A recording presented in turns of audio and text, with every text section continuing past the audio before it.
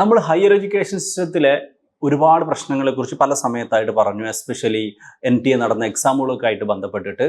അതേസമയം higher education സിസ്റ്റവുമായി ബന്ധപ്പെട്ട് ഇന്ത്യൻ ഹയർ എഡ്യൂക്കേഷൻ സിസ്റ്റം നേരിടുന്ന ഏറ്റവും വലിയൊരു പ്രശ്നം എന്താണെന്ന് ചോദിച്ചാൽ ഞാൻ പറയുക, മതിയായ കൂടിയാലോചനകൾ ഇല്ലാതെ എടുക്കുന്ന ചില ഡ്രാസ്റ്റിക് തീരുമാനങ്ങളാണ് എന്നുള്ളതാണ്.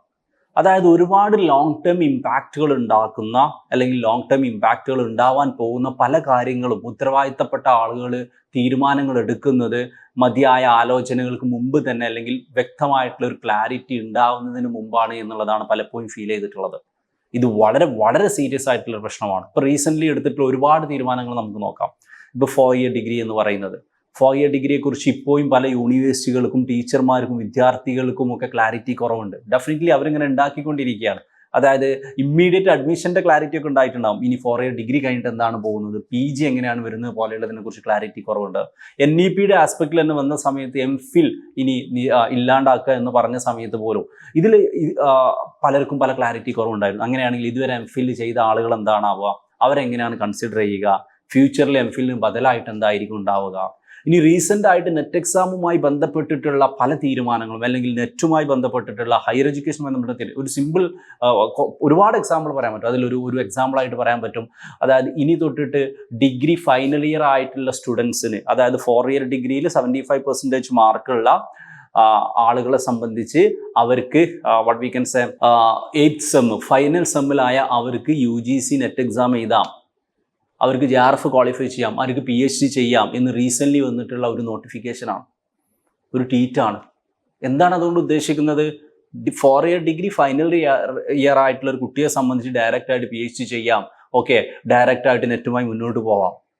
ഇത് ശരിക്കും ഇന്ത്യൻ ഹോൾ എഡ്യൂക്കേഷൻ സിസ്റ്റത്തിൽ തന്നെ ഒരുപാട് ഇമ്പാക്റ്റ് ഉണ്ടാകുന്ന ഒരു ഡിസിഷനാണ്.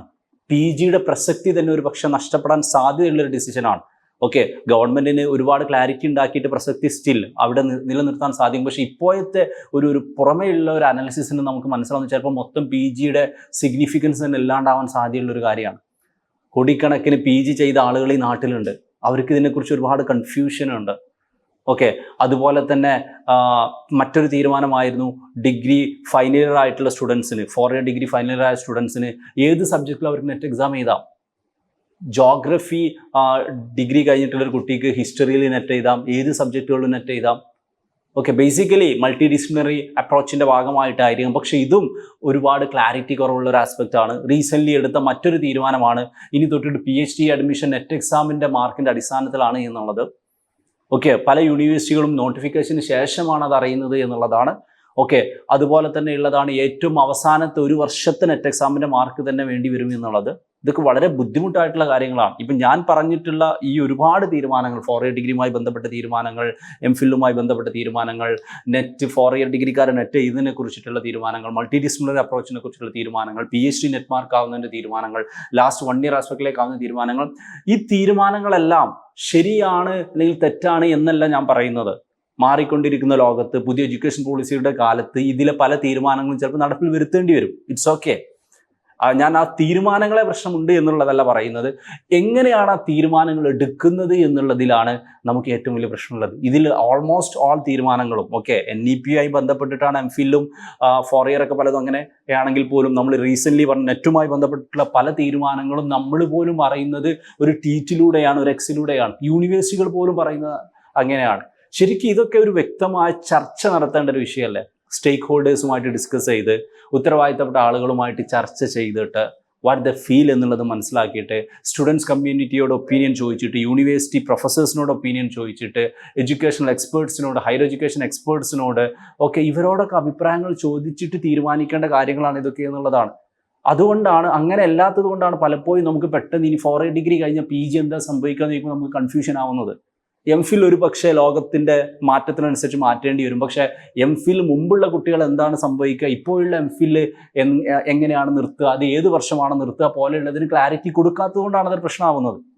അപ്പം ഞാൻ മനസ്സിലാക്കുന്നത് ഏറ്റവും കൂടുതൽ നമ്മൾ സംസാരിച്ചു കൊണ്ടേയിരിക്കേണ്ടത്, ഏറ്റവും കൂടുതൽ പ്രതിഷേധിക്കേണ്ടത്, ഏറ്റവും കൂടുതൽ നമ്മൾ കൂടുതൽ ഡിസ്കസ് ചെയ്യപ്പെടേണ്ട, ഡിബേറ്റ് ചെയ്യപ്പെടേണ്ട ഒരു ടോപ്പിക്ക് ഹയർ എഡ്യൂക്കേഷൻ സിസ്റ്റത്തിലെ കീ ആയിട്ടുള്ള ലോങ് ടേം ഇമ്പാക്റ്റുകളെ സംബന്ധിച്ച് തീരുമാനമെടുക്കുന്നതിന് മുമ്പ് ഉത്തരവാദിത്തപ്പെട്ട ആളുകൾ അതുമായി ബന്ധപ്പെട്ട എല്ലാ സ്റ്റേക്ക് ഹോൾഡേഴ്സിനും ഡിസ്കഷൻ ഇടുക, അതിൻ്റെ ഡിസ്കഷൻ നടത്തുക, അതിൻ്റെ ഡ്രാഫ്റ്റ് പബ്ലിക്കിലേക്ക് റിലീസ് ചെയ്യുക, പബ്ലിക്കിൽ നിന്നുള്ള ഒപ്പീനിയൻ സ്വീകരിക്കുക എന്നുള്ളതാണ് ഏറ്റവും ക്രൂഷ്യൽ ആയിട്ടുള്ള, ഏറ്റവും ഇമ്പോർട്ടൻ്റ് ആയിട്ടുള്ള ഒരു കാര്യം ആയിട്ട് എനിക്ക് ഫീൽ ചെയ്യുന്നത്. അല്ലാത്ത പക്ഷം ഇപ്പം നമുക്ക് 4 ഇയർ ഡിഗ്രി എന്നുള്ളതും അത് കഴിഞ്ഞിട്ടുള്ള PG എന്നുള്ളതും, ഡിഗ്രി 4 ഇയർ കഴിഞ്ഞിട്ടുള്ള ആളുകൾ നെറ്റ് എഴുതുക എന്നുള്ളതും ഒക്കെ PhDക്ക് നെറ്റ് മാർക്ക് എന്നുള്ളതൊക്കെ ഒരു അടിപൊളി ഡിസിഷനായിട്ട് പലപ്പോഴും തോന്നാൻ സാധ്യതയുണ്ടെങ്കിൽ പോലും അതിൻ്റെ ഒരു ഇംപ്ലിമെൻറ്റേഷൻ ലെവലിൽ വരുന്ന സമയത്ത് ഒരുപാട് കൺഫ്യൂഷൻ ഉണ്ടാവാൻ സാധ്യതയുണ്ട്, ഒരുപാട് ലാക്ക് ഓഫ് ക്ലാരിറ്റി ഉണ്ടാവാൻ സാധ്യതയുണ്ട്.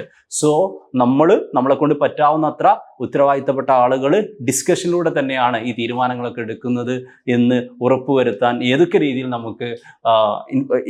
രീതിയിലാണ് നമുക്ക് പ്രതികരിക്കാൻ പറ്റുക ആ രീതിയിലൊക്കെ പ്രതികരിക്കുക. ഉത്തരവാദിത്തപ്പെട്ട ആളുകളൊക്കെ എല്ലാ സ്റ്റേക്ക് ഹോൾഡേഴ്സിനും അവരുടേതായ റോള് ഡിസിഷൻ മേക്കിങ്ങിന് മുമ്പിൽ നൽകുന്നുണ്ട് എന്നും ഉറപ്പുവരുത്തുക.